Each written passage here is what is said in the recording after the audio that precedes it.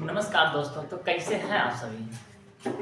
हम उम्मीद करते हैं कि आप लोग बहुत ही अच्छे होंगे और अब बोर्ड की परीक्षा भी नज़दीकी आ गई है। तो आज की क्लास केवल क्लास 12th वालों के लिए है, ठीक है। और कक्षा 12 में मतलब कि काफ़ी लोग जब लड़के पढ़ते लगते हैं तो वो लोग बड़े हो जाते हैं और घर की जिम्मेदारियां भी आ जाती हैं। तो कुछ लोग घर छोड़ करके चले जाते हैं पैसों से कमाने के लिए, तो उनकी तो पढ़ाई हो नहीं पाती। तो ये वीडियो सिर्फ उन्हीं लोगों के लिए ज़्यादातर बनाई जाती है कि वो लोग भी बेचारे पढ़ लिख लें कुछ, ठीक है। तो दोस्तों, आप लोगों को हिंदी में क्या पढ़ना है और कहाँ से पढ़ना है, ज़्यादा तो मतलब कि उतना नॉलेज तो आपको होगा नहीं, क्योंकि क्लास तो चल रही है। लेकिन आप लोग समस्या की वजह से बाहर गए होंगे या फिर बाहर नहीं गए होंगे, तो किसी समस्या वजह से किसी कारणवश जो लोग मतलब क्लास नहीं कर पाते हैं, ये क्लास उन्हीं लोगों के लिए। जरूरी नहीं आप प्रदेश गए हैं, प्रॉब्लम सही प्रदेश है, मतलब किसी कारणवश स्कूल नहीं जा पाते हैं और ठीक से क्लास नहीं किया है, तो उन्हीं लोगों के लिए वीडियो है, क्लास 12th वालों के लिए। तो आप लोगों को क्लास 12th में पढ़ना क्या है उसी पर आज हम लोग चर्चा करते हैं, ठीक है। वीडियो है क्लास 12th, ठीक है। तो क्लास 12th वालों, जो आप लोगों को पहला सब्जेक्ट पढ़ना है ना, वो आप लोगों को एक कहानी पढ़नी है जो है कि पंचलाइट नाम की।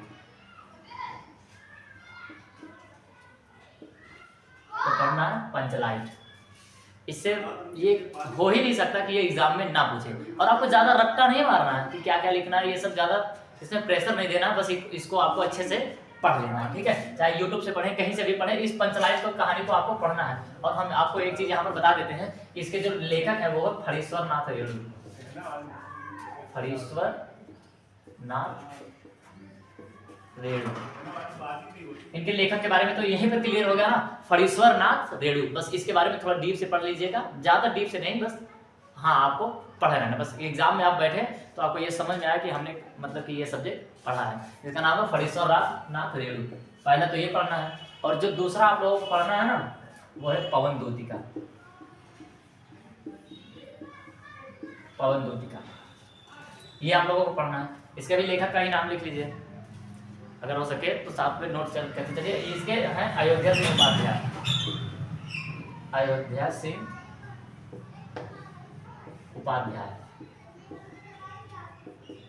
अयोध्या सिंह उपाध्याय। ये इसमें ज्यादा से ज्यादा इतना मतलब नाम याद करने की जरूरत नहीं आप लोगों को, बस हाँ ध्यान देते चलेंगे तो ज्यादा सही रहेगा, ठीक है।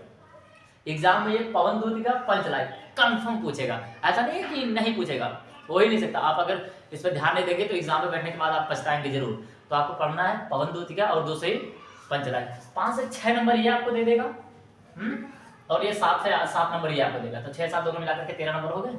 अगर ये दोनों पढ़ लेंगे तो अच्छे से लिख करके आना है, पूरा 7 नंबर एग्जामिनर देगा, काटेगा नहीं एक भी नंबर, ठीक है, क्योंकि 12th में नंबर नहीं काटता। और तीसरा आपको क्या पढ़ना है, तीसरा आपको जो याद करना है वो है क्या बोलते हैं जी उसको, जीवन परिचय। तीसरा आपको पढ़ना है जीवन परिचय। अब ये जीवन किन लोगों को पढ़ना है, जीवन परिचय, जीवन किन लोगों को पढ़ना है, वो वाला मात्र सही है ना। हाँ, जीवन यहाँ पर आप लोगों को पढ़ना है उनका। पहला तो सूरदास, सूरदास, हाँ सूरदास का पढ़ लीजिएगा। और उसके बाद पद्म लाल, पुन्ना लाल बख्शी, इसमें तुलसी वो जयशंकर प्रसाद, जयशंकर प्रसाद, जयशंकर प्रसाद का पढ़ लीजिएगा। और उसमें सूरदास का हो गया ना, और कालिदास को पढ़ना है, कालिदास जी का, कालिदास जी का जीवन परिचय पढ़ना है। तो इसमें से कितने हो गए, उधर से दो जीवन परिचय पूछेगा। कितना हो गया, 13 7, मतलब 13 5 नंबर का एग्जाम में ये दे देगा। 13 10 23 नंबर, 23 नंबर यहाँ तक आपको क्लियर है। और एक देगा आप लोगों को लिखने के लिए निबंध, कोई भी नंबर डाल लीजिए। क्या देगा आपको, निबंध, ठीक है। निबंध आप लोगों को देगा। एक निबंध अच्छे से, अगर एक निबंध आप लोग पढ़ लेंगे ना, निबंध की हेडिंग वगैरह जान लेंगे, तो वही हेडिंग जितने का भी निबंध पूछेगा सब में लगा दीजिएगा, ठीक है। तो जरूरी नहीं है कि अगर गाय की हेडिंग आकर के आए हैं तो अगले वाले एग्जामिनर में मतलब कि अगला वाला जो प्रश्न किसी और चीज पूछ लिया प्रदूषण पे, तो प्रदूषण में ही गाय लिखेंगे। लेकिन हाँ, जो हेडिंग रहेगी प्रस्तावना, ये सब जो हेडिंग आती है वही वाली हेडिंग करें। आप एक निबंध पढ़िएगा अच्छे से समझ करके किस प्रकार से क्या क्या बताया जा रहा है इसके बारे में, उसी पे आप चर्चा कर लेंगे तो एग्जामिनर आपको 7 नंबर से कम नहीं देगा। 7 नंबर यहाँ पर भी आपको दे देगा, ठीक है। तो यहाँ तक क्लियर हुआ। और इसके आगे जो पढ़ना है आप लोगों को, इसके अगला जो पढ़ना है आप लोगों को ना, और 10 नंबर आपको यहाँ से मिलेंगे। 10 नंबर नहीं, 8 नंबर मानिएगा इसको, ठीक है। 8 नंबर आप लोगों को यहाँ से मिलेंगे। एक पढ़ना होता है उस प्रत्यय और उपसर्ग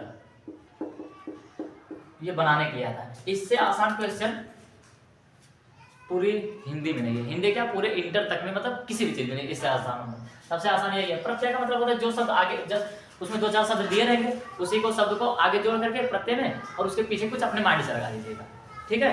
जैसे आ दिया है तो अमन लिख दीजिएगा, समझ रहे हैं कि पा दिया है तो परिवार लिख दीजिएगा, परि दिया है फिर भी परिवार, मतलब कि प्रश्न मतलब प्रत्यय में ये हो जाएगा और उपसर्ग में ये जो भी अक्षर दिया रहेगा उसको पीछे लगा दीजिएगा। जैसे जय लिखा है तो आगे आ जोड़ दीजिएगा, अपने माइंड से लगा करके अजय हो जाएगा।